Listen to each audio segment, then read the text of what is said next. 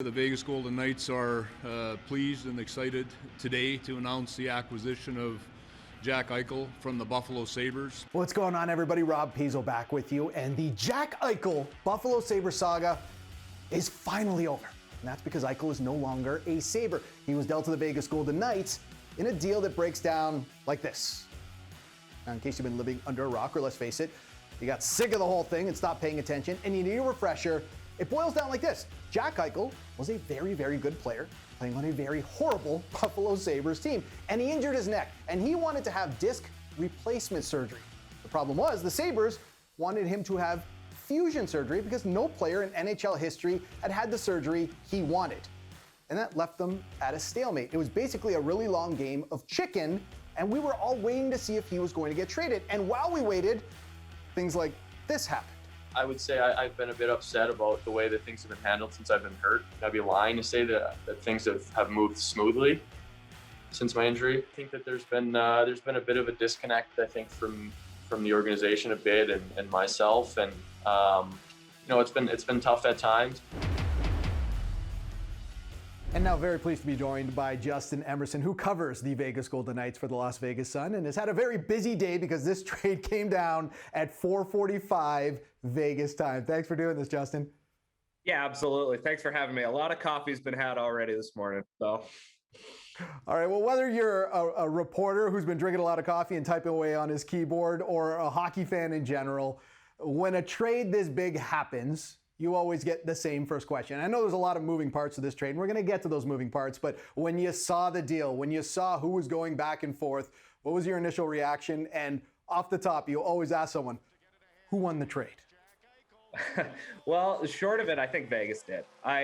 These were kind of the players that were expected. Alex Tuch and Peyton Krebs. I don't think we've seen an Eichel to Vegas report or rumor that hasn't included those two guys. So it was kind of always going to be Tuch, Krebs, and a first-round pick were kind of the baseline.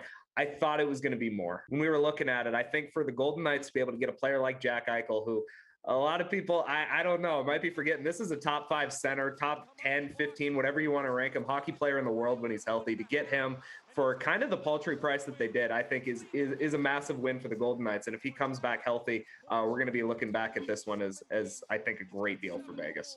Okay, Justin, and you mentioned it right there, if he does get healthy.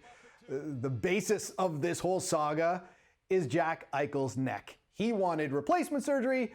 The Sabres wanted fusion surgery. Why do you think Vegas, and for that matter, Calgary and Carolina and the other teams that were in the Jack Eichel sweepstakes, why do you think they were so much more willing to let him have the surgery he wants versus the Buffalo Sabres who said, no way?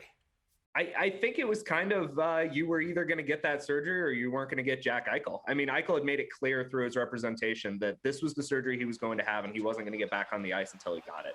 That was a hard line for the Sabres that they weren't willing to cross. But when you look at the Golden Knights or any other team that was willing to let it happen, I think they didn't have much of a choice. It's like, okay, if we want to go get him, we're going to have to let him get this surgery. And Kelly McCrimmon said in his press conference today that they were happy to defer to Jack's representation on that one. We have a lot of respect for the work that's gone into this from his agent, his second opinion doctors, the specialists and experts that he's seen. They're acting in what they believe is the best interests of Jack's health, not only in the short term, but the long term. My question with a surgery that we've never seen a hockey player get before is how careful they're going to be with him. Do you foresee, if this healing process goes a little longer than they expected, that Vegas says, you know what, we paid a big price, this is an elite player, we're not going to see him this season, we're going to wait until next year? Do you foresee anything like that? I think they're going to do everything they can to get him on the ice. This is a team that desperately wants to stay in the cup. Everybody does, but the Golden Knights have proven that they're willing to pay the price when it comes to draft capital, prospects, players, anything it takes to go out and win. You look at the players that they've brought in over the last couple of years. Eichel is a phenomenal player, and I don't think that they would have gotten him if they weren't looking at April and May and June and going, you know what, this is a guy that can help us lift the Stanley Cup this year. So, maybe they are more careful because he does still have 4 years after this one. So it is a long-term investment by Vegas. But, I'm in Vegas. Let's throw a bet down. I bet he's on the ice by the end of the season. I think we'll see him in the playoffs.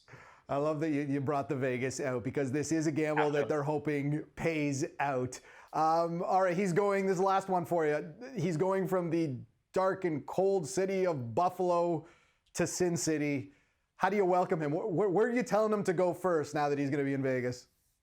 Oh, there's all kinds of places off the strip. There's all kinds of bars here. There's all kinds of great places. Jack, I'll help hook you up though. I'm sure that plenty of your other players are going to be doing that too. And you know, when they got Max Pacioretty, Mark Stone, Alex Pietrangelo, there were big billboards on the strip welcoming them. I expect if we drive down the strip today, you're going to see a welcome Jack Eichel sign over by T-Mobile Arena today. So he's going to be welcomed here. And hey, Vegas winners are a lot better than Buffalo's.